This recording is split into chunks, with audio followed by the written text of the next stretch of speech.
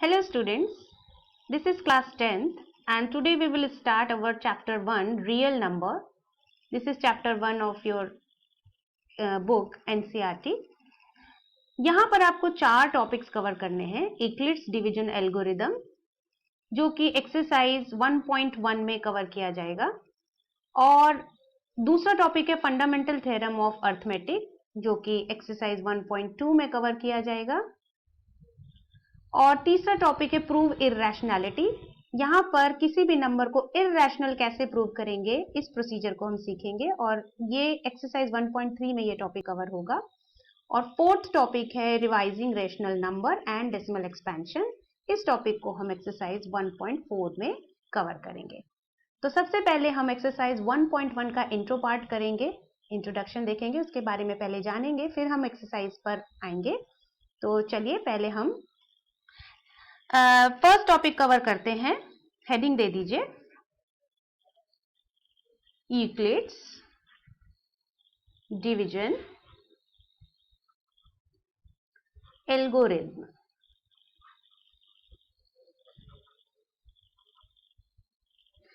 Euclid's division algorithm को समझने से पहले हमें जानना होगा कि यूक्लिड्स डिवीजन लेमा क्या होता है.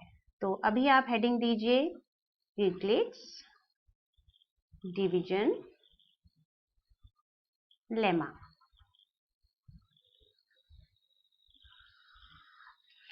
अब पहले समझते हैं कि ये लेमा क्या होता है. लेमा हम किसको बोलते हैं, तो इस लेमा वर्ड को पहले समझ लेते हैं.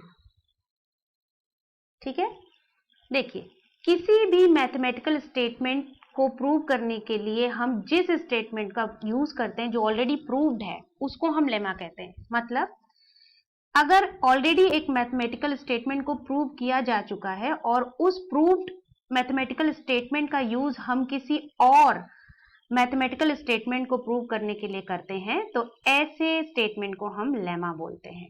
तो आप इसे नोट करेंगे, अ मैथमेटिकल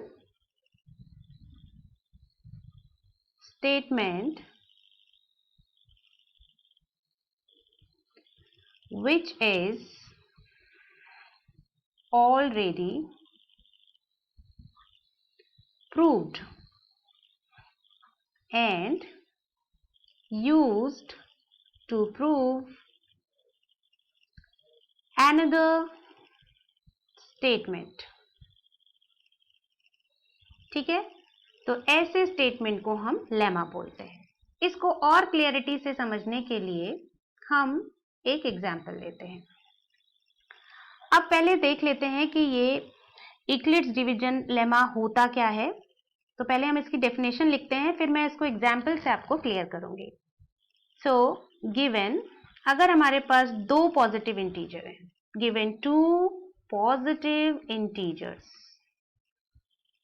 से a एंड b, हमारे पास दो पॉजिटिव इंटीजर हैं a and b, then there exists a unique number, there exist unique numbers q and r such that a is equal to bq plus r where 0 is less than equal to r is less than b. अभी शायद आपको ये clear नहीं हुआ होगा. अभी मैं आपको एक एग्जाम्पल के थ्रू इस चीज को समझाती हूँ. ठीक है, चलिए एक एग्जाम्पल देखते हैं. मान लीजिए हमें दो पॉजिटिव इंटीजर्स लेने हैं, तो एक इंटीजर है a9 और एक इंटीजर है b2. तो जब हम इसे डिवाइड करते हैं, यानी 9 को 2 से डिवाइड करते हैं, तो 2 4 जा 8 और हमारे पास बचता है रिमाइंडर. आपने स्मॉल क्लासेस में एक इक्वेशन भी पढ़ी होगी जो आपने प्रूव भी की होगी. आपको मैं रिकॉल करा देती हूं. ये इक्वेशन होती है dividend is equal to divisor into quotient plus remainder. यहां आप देखो डिविडेंड क्या है, क्या है डिविडेंड, यहां पर डिविडेंड है 9 और डिवाइजर क्या है 2, कोशेंट क्या है 4 और रिमाइंडर क्या है 1। तो इस तरह से अगर ये इक्वेशन सेटिस्फाई हो जाती है तो ये डिवाइस का हमारा रूल होता है। इसी चीज को यूक्लिड डिवीजन लेमा में बताया गया है। ये जो ए है ये क्या है, ए क्या है, ये डिविडेंड है, ठीक है, और ये बी क्या है, डिवाइजर है, क्यू क्या है, कोशेंट है, और ये आर क्या है, रिमाइंडर है, ठीक है। तो इस तरह से अगर हमारे पास दो पॉजिटिव इंटीजर्स हैं ए और बी और उसको जब हम डिवाइड करते हैं दोनों नंबर्स को तो हमारे पास दो यूनिक नंबर्स आते हैं Q और R, जहां R क्या है, रिमाइंडर है और रिमाइंडर की वैल्यू 0 और B यानी डिवाइजर के बीच में होनी चाहिए। आप देखो यहां पर R क्या है, ये क्या है R 1, ठीक है, 1 डिवाइजर से छोटा है यानी B से छोटा है, ठीक है, और ऑब्वियसली 0 से तो बड़ा है, इसलिए हम इसको लिख सकते हैं कि जो रिमाइंडर R होता है वो 0 और B के बीच में लाई करता है। तो इसको हम बोलते हैं यूक्लिड्स डिवीजन लेमा, ठीक है। अब हम आगे काम करते हैं। यूक्लिड्स डिवीजन लेमा से रिलेटेड हम एक एग्जाम्पल करते हैं जो इंपॉर्टेंट एग्जाम्पल है और आपको अक्सर पूछा जाता है। आप इसको बुक पे भी देख सकते हैं। ये एग्जाम्पल नंबर 2 है आपका एनसीईआरटी का। एग्जाम्पल मैं लिख देती हूं, show that every positive even integer is of form 2q and every positive odd integer is of form 2q plus 1, ठीक है, where q is some integer, ठीक है। क्वेश्चन समझ लेते हैं पहले। हमें क्या शो करना है कि q एक इंटीजर है